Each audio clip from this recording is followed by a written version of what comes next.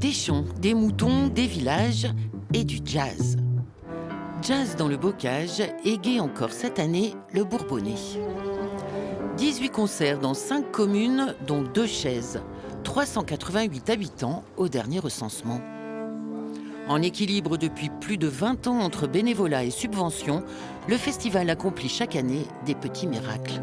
On a un mélange de groupes émergents et après il faut qu'on ait aussi des locomotives parce que les gens ont besoin d'avoir quelqu'un qui connaisse pour se déplacer.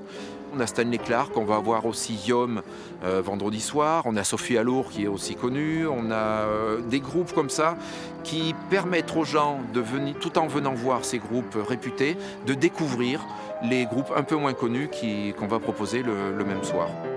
À 2 chaises, Tiam se prépare. Ils vont faire découvrir au public des accents inédits. Pour ces jeunes musiciens, quand le jazz est là, le tango ne s'en va pas.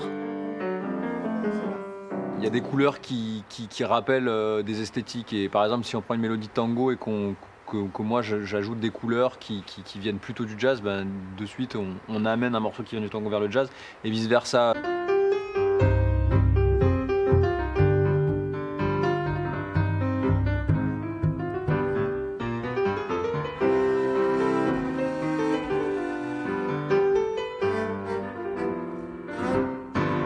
On a pris un standard de jazz qu'on a tangoifié. C'était You and the Night and the Music. Comme chaque soir, la salle est comble. De Tronget à Rocles, en passant par Rigrande, Jazz dans le bocage fait partie du paysage.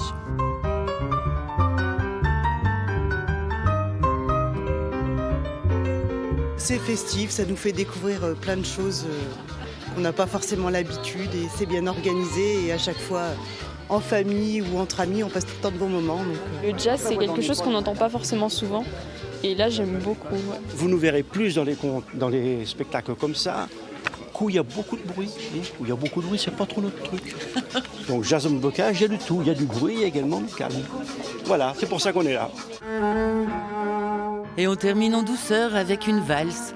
Il reste beaucoup à entendre d'ici samedi, des découvertes et des légendes du jazz qui viennent se mettre au vert dans l'Allier.